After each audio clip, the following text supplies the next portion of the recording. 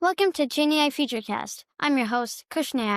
We talk a lot about the magic of AI, but the real magic happens behind the scenes. Today we're joined by Nicola Smith. She's a leader who knows exactly how to make smart decisions.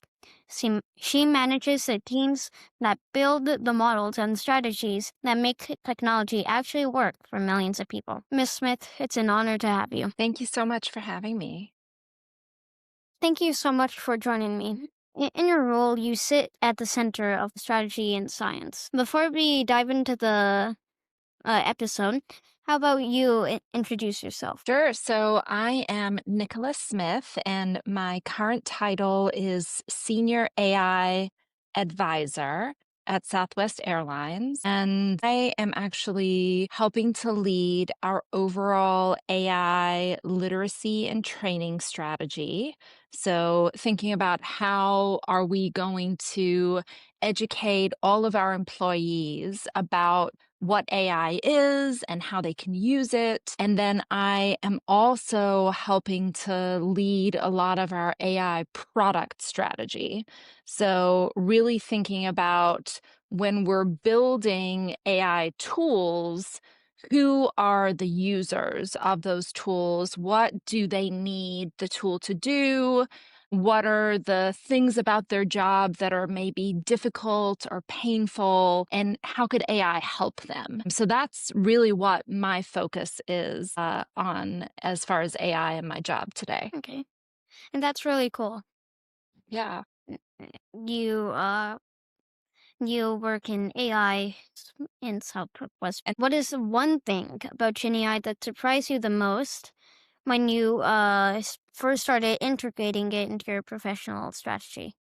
Oh, that's a good question. Um, I think the things that surprised me the most is how much I had to change my own thinking about how to use these tools. Um, I think all of us, even you, have grown up in a world where so far most of our tools are there's some buttons and you click a button and it does this specific thing. And AI doesn't really work that way. It's more of a conversation that you're having with it. And it's very iterative. So that means that you can kind of keep having the conversation and it'll keep changing. And if you don't get what you need out of it the very first time, if you keep talking to it, you can get usually what you need or very close. And that's a very different way for us to interact with technology than the way that I grew up with, and that most people grew up with. So it's a totally different way of thinking when we're interacting with these tools. Yeah, it's because that also kind of surprised me when I first started using Hmm. tools like Gemini and Copilot. They rolled out their talk features, so Hmm. s- the first time I used AI, I didn't know it actually knows stuff. It's actually this. It doesn't. It actually has kind of emotions, but Hmm. um. I about the maybe first month, the first or second month, I started being nice to it, and I got Hmm. answers I actually needed. So Yeah, I'm nice to it too. I know a lot of people say you don't have to be nice to it, but I always say please, I say thank you. Like I'm always nice to AI. I want to teach it to be nice and I want it to I don't want to lose the human part of how I interact with things. I think it's important. and I also don't want to be something happening to me during the AI takeover. So Oh yeah, me too. Me too. I'm like I'm going to be the one of those people who they're like, "Oh, that was one of the nice ones. We're yeah, gonna save her." So, yes, you and me, we're thinking alike. yeah. Okay. You lead very high level teams. Um, what is the human skill that you think is most important for your role to have in an AI world? Yeah, I mean, I think there's a few skills. So one of the things I'm noticing is that the more that we have access to tools like AI, the more important it is to be able to think strategically and ask the right questions. And then I think it's really important to be curious. And we're living in a world where you have to be able to and willing to teach yourself, right? Because there isn't really a bunch of experts or teachers or professors who are going to teach us how to use AI. And so you have to be able and willing to go and experiment and play with the tools and kind of see what's possible to really, I think, excel in the age of AI. And as a leader, one of the skills I would say I think is most important is being able to build consensus. So, can we get people to agree on what we're trying to do, what the goals are, what our strategy is, what our vision is. What do we want to do with AI? Do we know? And can we agree as leaders, or how do we get agreement? And I think that's one of the most important skills of any leader is can you bring people to the table and get people aligned and kind of moving in the same direction. I'm sure you've had that when you've done like a team Yeah. project, right? Like if everyone's trying to do something different, then it's hard to like actually finish the project. But if you can get everyone to agree and figure out what they're supposed to do, then you can actually be successful. Yeah. It's the same thing in my job. It's like choosing the game uh, Mhm. at the playground. This happens many times with my friends. We try to choose a game and we try to work together on it, but other people don't agree on playing, Mhm. so the game doesn't go that well. So, Yep, exactly. yeah. So, what do you think is the best and the worst part of AI? Ooh, um I think the best part of AI is the opportunity that it presents for pushing humanity forward. I think we live at a time where our capabilities as humans, from a technology standpoint, and our imaginations have kind of caught up with each other. We can do most of the things we've imagined and dreamed of for hundreds, if not thousands, of years. So I'm excited about AI pushing us to dream about new things that we maybe couldn't have even dreamed about before. Um, as far as kind of the bad or, the potentially negative, I think I'm most worried about how humans will use it.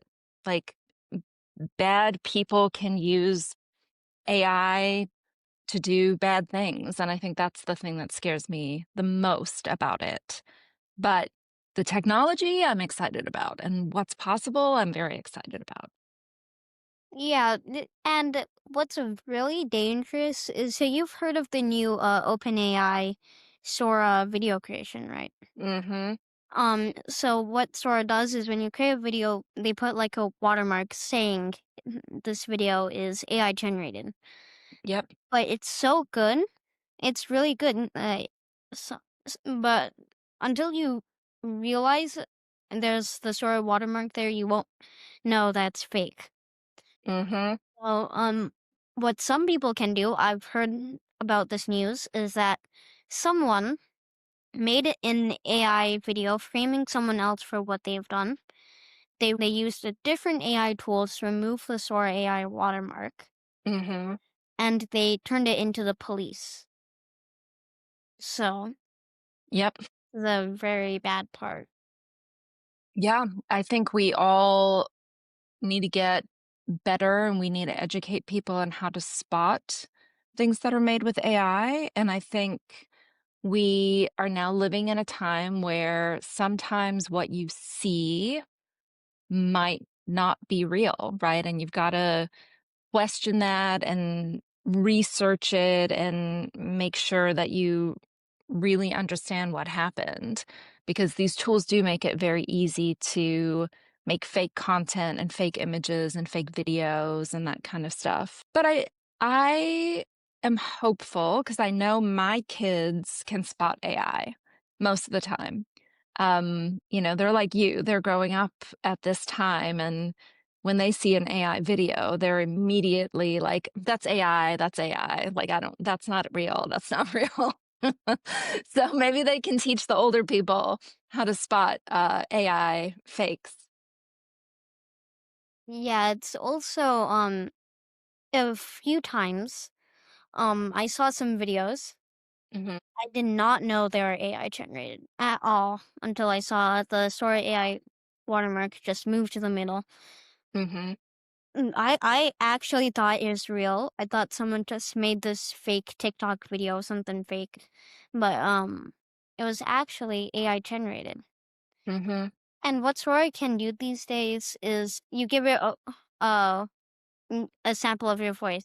You say some numbers 32, 46, 54, and once you create in a video with it actually grabs your clothes from when you recorded. It grabs your face. That's kind of crazy.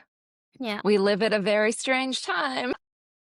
Okay, so let's move to our rapid fire round. Just say the first that comes to your mind.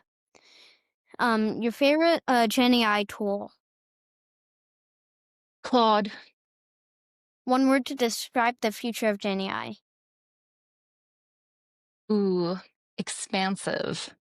If you could use AI to solve any global mystery, what would it be?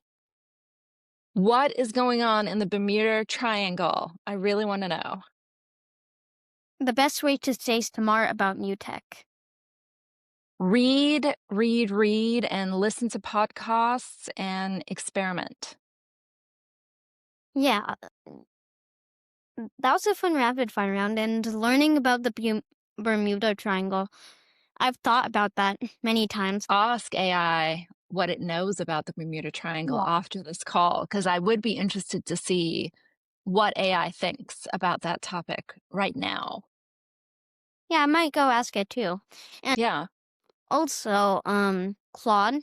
Have you Mhm. heard of Claude Code? Yes, I have heard of Claude Code. I haven't tried it yet, but I've watched a bunch of videos on it. And I've also been experimenting with Claude Skills, which are also very interesting. If you haven't checked those out, you should go check them out. Okay, Miss Smith, thank you so much for being here. You've shown us that while the AI tools are exciting, it's the strategy and the leadership behind them that truly makes a difference. To everyone listening, stay curious, keep looking for the patterns, and remember, the best way to predict the future is to architect it yourself. This was GenAI FutureCast, hosted by Khush, powered by Curiosity. See you next time.